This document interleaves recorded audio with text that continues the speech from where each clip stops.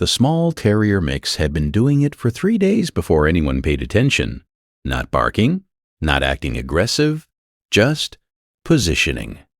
Moving to be near a specific person in the house, at specific times, in a way that had no obvious explanation. The family noticed it the way families notice most things. Gradually, and then all at once. It started on a Tuesday. By Friday, Mix had abandoned his usual evening routine entirely.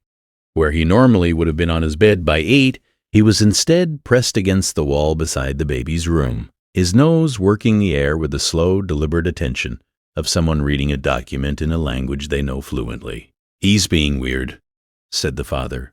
"He's being weird about the baby," said the mother, which was more specific, but not yet specific enough. On Saturday night, she called her mother, who had owned dogs for 40 years, and whose advice on this subject was worth more than a vet appointment. "Does he seem anxious?" her mother asked. "Not anxious," she said. "Focused." There was a pause on the line. "Focused is different from anxious," her mother said. "Focused means he's paying attention to something. The question is, what?" She stood in the doorway of the baby's room and watched Mix for a long time. She thought about the danger of overlooking focused. On Sunday morning, she made 2 calls. The first was to the pediatrician. The second was to the emergency vet, because the dog had stopped eating and she wanted to rule out that something was wrong with him. Nothing was wrong with him. Something was wrong with the baby. The pediatrician's office ran a panel. The nurse called back in the early afternoon with a voice that had shifted register, the shift that happens when the result changes the nature of the conversation. The diagnosis was a toddler's first febrile seizure with a fever building silently. "How did you know to come in?" the doctor asked. She described the dog. The 3 days of focused attention, the abandonment of routines, the nose working the air outside the baby's room. The doctor was quiet for a moment. "Dogs can detect a toddler's first febrile seizure with a through scent compounds that shift before any human symptom presents," she said. "We don't fully understand the mechanism, but the behavior you're describing, that's consistent with documented alert behavior in dogs." The treatment plan was clear. The outcome, because they had come in early, was good. She went home and sat on the floor of the baby's room with the dog beside her. "You were trying to tell me," she said. He put his head on her knee. She thought about the word focused, about the difference between a dog being weird and a dog being focused, about how close she had come to sleeping through Saturday without making the call. "I'm listening now," she said. He already knew that.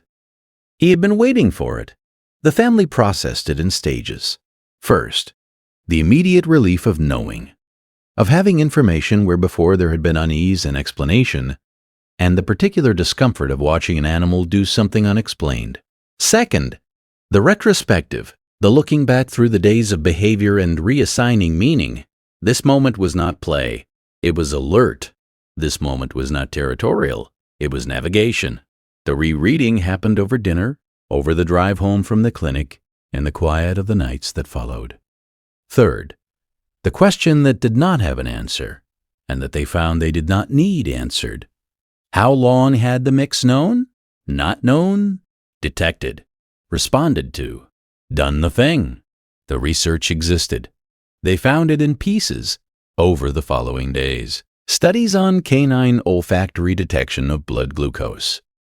Documented cases of dogs identifying respiratory changes, cardiac events, bacterial infections, all before human instruments registered anything wrong. The mechanism in each case was the same: chemical compounds that shift when physiology changes, compounds that exist in breath and skin, and the microscopic chemistry of a body doing something different than its normal operating state. A dog's nose contains roughly 300 million olfactory receptors. A human nose contains approximately 6 million. The math was simple. It meant the mix had been living in a version of their home that was richer in information than the version they occupied. Had been reading in real time a chemical record of everyone in the house. Had been tracking changes in that record the way a careful person tracks changes in a patient's chart. had flagged the change, had acted on the flagging, had kept acting until someone paid attention. The father sat in the kitchen one evening the week after. The mix was asleep in his usual place. The house was quiet. He thought about the word alert, about what it meant when applied to an animal rather than an instrument. Instruments beeped. Lights came on. Numbers changed on screens. This had been different.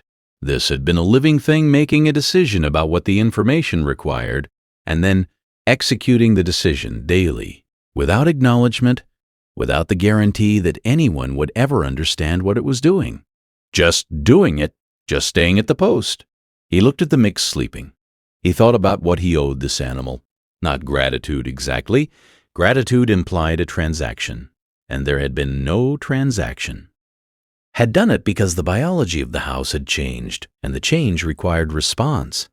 He thought about what he owed was more like attention, like the kind of watching that he had finally done, the 40 minutes or the night check or the moment in the doorway when he had stopped explaining and started looking. He owed that consistently. He intended to give it. The mix stirred in his sleep. His legs moved briefly, running in some dream version of a yard, some private accounting of the day's information. Then he was still again. The father sat with his coffee in the quiet house and the sleeping mix and thought about all the nights the animal had been awake while the family slept.